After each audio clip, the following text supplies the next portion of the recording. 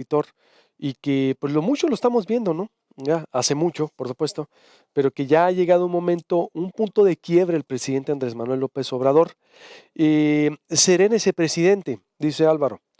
Es hora también de que con serenidad el presidente de la República haga cambios deliberados en su gabinete, porque él le señalaba así a Ernesto Zedillo, a Vicente Fox, a Felipe Calderón, Enrique Peña Nieto, y ocurre que ya son 15 meses de su gobierno y está en medio obvio de un desgaste como todo gobierno, como todo gobierno. Y si a mí me pregunta, la mañanera ya es un modelo de comunicación que ya entró en una etapa de desgaste, que ya con un coro de aplaudidores, donde el presidente dice lo que quiere, lo que empezó como un ejercicio de rendición de cuentas, se está convirtiendo ya en una, pues vamos a decirlo, formato a modo del presidente. Así se ve desde acá, pero bueno, te he convocado a ti, Álvaro, serénese presidente y dices que también es momento de dar un giro en el gabinete y pues por lo tanto en la forma de gobernar, diría. Álvaro, te saludo con gusto. Buenos días. ¿Qué tal? Muy buenos días al auditorio. Sí, mira, yo escribí en mi columna semanal del Heraldo de México esta columna sobre lo que opino sobre el gobierno de López Obrador a 15 meses de haberse iniciado. Yo la primera vez que le escuché a López Obrador eh, decirle a un adversario en situación de crisis, serénese, fue a Ernesto Zedillo hace 25 años, eh, cuando después de que en enero de 1995, hace un cuarto de siglo, pues Zedillo y quien era su secretario de Gobernación, Esteban Moctezuma, quien es hoy secretario de Educación del gobierno de López Obrador, no cumplieron con el compromiso que se había pactado de convocar nuevas elecciones en Tabasco después de pues un acreditado fraude electoral en noviembre de 1994. Y López Obrador en Tabasco, yo cubrí todo ese conflicto como reportero de Proceso, decía que Cedillo debía serenarse para tomar mejores decisiones. Luego escuché decirle lo mismo a Vicente Fox cuando López Obrador era jefe de gobierno y Fox presidente de la República. Eh, eh, y también a Calderón, a Enrique Peña Nieto, y en general tiene López Obrador esa fórmula de decir serénese cuando a su juicio no no se emiten puntos de vista que son discrepantes al suyo. Pienso que no solamente en el caso de López Obrador, sino en el caso de todas las personas, las decisiones mejores se toman estando tranquilo, estando sereno. Y en el caso específico del presidente de la República, pienso que siendo López Obrador alguien muy temperamental por ser también del trópico, del sureste del país, la de un estado que es muy intenso, cualquiera que conozca Tabasco sabe que la gente es muy intensa, muy exuberante en su manera de ser.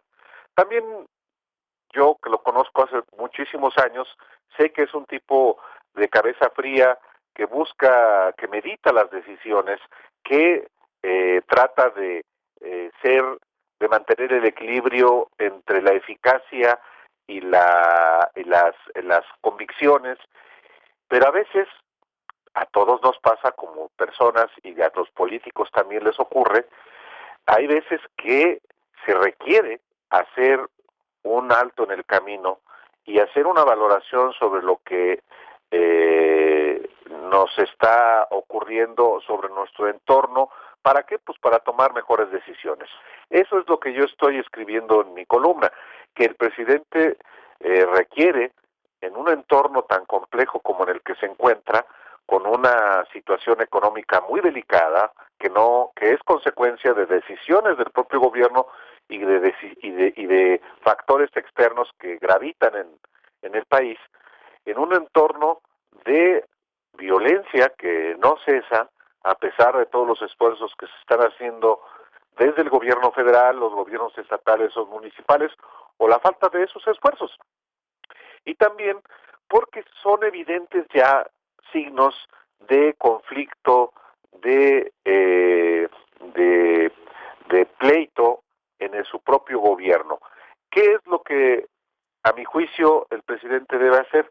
Pues hacer precisamente un esfuerzo de introspección personal para efectivamente darle un sacudimiento a su equipo de gobierno y generar condiciones para que haya decisiones con una dirección más eficaz en el gobierno, más allá de que haya o no cambios en el propio gabinete. A veces no necesariamente los cambios, la sustitución de personas implica que vaya a haber un cambio para bien, pero sí un sacudimiento que implique que quienes son responsables de instrumentar las políticas públicas lo hagan de una manera más eficaz. Y también el propio presidente, Luis Alberto, pienso que en este esfuerzo de introspección, de reflexión serena sobre lo que es su entorno, pueda ser más eficaz inclusive en el mensaje que busca enviar sobre temas a la sociedad. En el caso específico del el movimiento de mujeres, entre ellas feministas, porque el movimiento de mujeres no solamente es feminista, es diverso y hay una agenda también diversa. También en eso creo que al presidente le ha fallado la comunicación y se ha interpretado que no es empático, que no está a favor de las mujeres y yo no creo que sea este el caso. Creo que la biografía de López Obrador es muy consistente desde el punto de vista de la inclusión de las mujeres, pero en este caso en el mensaje ha sido ineficaz. Por eso pienso que a 15 meses de iniciado su gobierno, pienso que vale la pena hacer ese alto y tomar las decisiones que correspondan, decisiones que se toman mejor cuando se está sereno. Oye, Álvaro, sin duda, ¿no ha sabido interpretar el presidente el tema de las mujeres? Es decir, y entró en esa etapa de desgaste o no está entendiendo también los nuevos tiempos, o una mezcla de todo, con todo lo que dices. El paralelismo es, la verdad, excelente. Ya compartí tu artículo también y con la liga al noticiero. Sí, Pero sí o preocupa que se siente como que no está viendo el presidente la realidad, o no le están diciendo, o no está queriendo ver, Álvaro. bueno, tampoco estamos queriendo entender, ¿eh? Eso es otra cosa. O sea, cuando, por ejemplo, ayer le preguntan a López Obrador si ha considerado cambiar la estrategia eh, ante el entorno de las mujeres, él dice, no, yo voy a seguir con mi misma estrategia. ¿Cuál es esa estrategia? Bueno, seguir resolviendo los problemas que afectan a la sociedad mexicana, seguir atendiendo en su origen, ¿no?, estos problemas. A eso me refiero cuando digo que no ha sido eficaz en su mensaje. Él está hablando de ir al raíz de los problemas porque estamos tan acostumbrados en México a la simulación que entonces se usa un lenguaje políticamente correcto. Por ejemplo, claro que mi gobierno es feminista, bienvenida las mujeres, La y mitad del estamos gabinete son, empezando dice. a hacer capacitación. O sea, un lenguaje y un mensaje políticamente correcto, aunque los hechos no sea así. Un segundo punto. Cuando él dice que el origen también de los feminicidios, de la violencia contra las mujeres tiene que ver con el neoliberalismo, se toma como chunga. Y yo creo que no, es un asunto tan serio que sí tiene que ver. A ver, el modelo neoliberal ha generado condiciones de inequidad, de desigualdad, no solamente en términos económicos, sino en términos de derechos entre hombres y mujeres fundamentalmente. Entonces, el buscar dar argumentos sobre el entorno de violencia y de desigualdad que hay en México, en particular también entre hombres y mujeres, en vez de ponderarse, se toma se toma como algo inaceptable. Y yo creo que son argumentos. En ese sentido, también ha sido ineficaz el presidente, y porque también hay un entorno, no hay que perderlo de vista, que particularmente el entorno mediático, donde todavía existen posiciones mayoritarias de los periodistas y no periodistas o analistas que están perfectamente identificados con una manera de pensar diferente a la del presidente López Obrador. Entonces, yo creo que hoy más que nunca a todos, o bueno, a quien quiera, más bien, eh, eh, nos urge ser más analíticos, más serios en lo que expresamos, y efectivamente, en el caso específico de las mujeres, razonar a qué obedece que exista en México esta situación de violencia inaceptable, que no solamente se traduce en asesinato de mujeres, en feminicidios, claro, sino en comportamientos cotidianos de agresión sí, sistemática, en todos los niveles. Sistemática, pero es estructural. Y como es estructural, hay que darle respuestas estructurales y no pasajeras. Sí, eso es lo que creo que está faltando a la hora de ponderar inclusive la posición del propio López Obrador. Sí, por último, Álvaro, por el tiempo, ¿crees que la mañanera para mí ya entró en una fase de desgaste? Está entrando el modelo de comunicación, porque el presidente, como dices tú, serénese.